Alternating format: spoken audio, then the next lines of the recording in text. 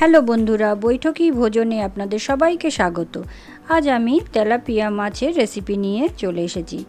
Tilapia মাছ খুবই একটি সুস্বাদু মাছ, খেতে বেশ ভালো লাগে। মাছগুলো আমি কেটে ভালো করে ধুয়ে পরিষ্কার করে নিয়েছি। ধোয়ার সময়ও আমি নুন ব্যবহার করেছি, হলুদ ব্যবহার করেছি। তারপরে আরেকবার ধুয়ে আমি নুন, হলুদ আর শুকনো লঙ্কা মাখিয়ে নিচ্ছি। নুন, হলুদ আর লঙ্কা এখানে দেয়া হয়ে গেছে। এরপর আমি খুব ভালোভাবে মাখিয়ে নেব মাছগুলোর, যাতে ভেতরেও মশলাগুলো খুব ভালোভাবে চলে যায়, সেইভাবে মাখিয়ে নিতে হবে। আর এইদিকে আমি একটা প্যান গরম করে নিয়েছি, এতে আমি সর্ষের তেল দিয়ে দিয়েছি। তেলটা বেশ গরম হয়ে এসেছে। এরপর আমি এক এক করে সব মাছগুলো এতে ছেড়ে দেব। এই সময় মাছ ভাজার সময় গ্যাসের ফ্লেমটাকে হাইতে রাখতে হবে। এইভাবে এক পাশটা ভাজা হয়ে গেছে, আমি উল্টে দিলাম। এই সাইডটা খুব বেশি কড়া করে ভাজবো না। আর ভাজা হয়ে গেছে, হালকা করে ভেজে আমি তুলে নিচ্ছি মাছগুলোকে। এভাবে আমি সব মাছগুলোকেই এক এক করে ভেজে নিচ্ছি। এরপর এই তেলেই আমি দিয়ে দেব কালি জিরে ফোড়ন আর একটা কাঁচা লঙ্কা আমি দিয়ে দিয়েছি এর মধ্যে। দেওয়ার পর আমি কুচিয়ে রাখা পেঁয়াজগুলো দিয়ে দিয়েছি। মিনিট দুয়েক পেঁয়াজটা এইভাবে ভেজে নেব। তারপর ভাজা হয়ে গেলে এর মধ্যে আমি দিয়ে দেব একটা কুচিয়ে রাখা টমেটো। টমেটোটাও কিছুক্ষণ কষিয়ে নেব। নেওয়ার পরেতে আমি দিয়ে দেব 1 চামচ রসুন বাটা। আর দিয়ে দিচ্ছি আদাকে আমি গ্রেট করে দিচ্ছি, বেটে দিচ্ছি না এখানে। রসুন দেওয়ার পর খুব ভালো করে এগুলোকে আবার কষিয়ে নিতে হবে, যাতে রসুনের কাঁচা গন্ধটা চলে যায়। মিনিট 5 এইভাবে আমি কষিয়ে নেব। তারপর দিয়ে দিচ্ছি এতে পরিমাণ মতো নুন, আর সঙ্গে দিয়ে দিচ্ছি হলুদ গুঁড়ো, আর দিয়ে দিলাম লঙ্কার গুঁড়ো। দিয়ে এগুলোকে আরও একবার এইভাবে কষিয়ে নেব। এগুলো কষতে কষতে আমি এদিকে মশলাটা রেডি করে নিচ্ছি।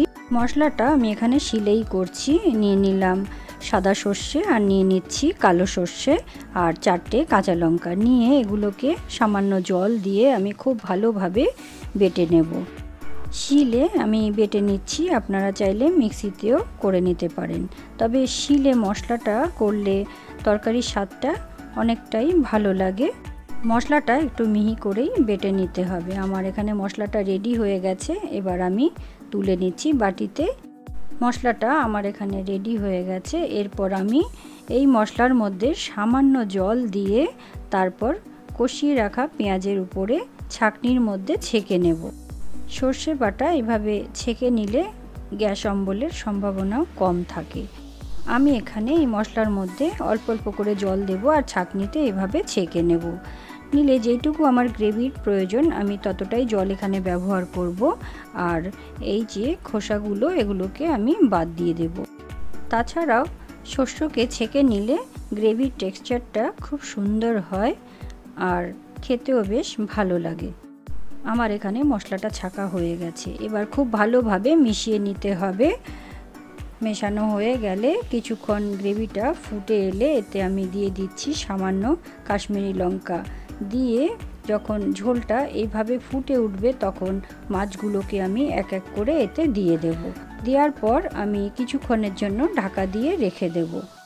5 থেকে 7 মিনিট হয়ে যাওয়ার পর আমি ঢাকনাটা খুলে দিয়েছি। আর দেখুন গ্রেভিটা অনেকটাই কমে এসছে, মাছটা প্রায় হয়ে গেছে। আমি আরও একবার এইভাবে উল্টে দিচ্ছি মাছগুলোকে। মাছগুলো বেশ নরম হয়ে এসছে এখানে। আর আমি ওপর দিয়ে ধনেপাতা ছড়িয়ে দিলাম। ধনেপাতাটা দিয়ে আমি কিছুক্ষণের জন্য ঢাকা দিয়ে গ্যাসের ফ্লেমটাকে অফ করে দেব। রান্নাটা আমার এখানে হয়ে গেছে। এরপর আমি সার্ভ করে দিচ্ছি প্লেটে। রান্নাটা কেমন হয়েছে কমেন্ট করে অবশ্যই জানাবেন, আর আপনারাও একবার ট্রাই করে দেখুন। আর ভালো যদি লেগে থাকে তাহলে অবশ্যই একটা লাইক, শেয়ার আর সাবস্ক্রাইব করতে ভুলবেন না। ধন্যবাদ।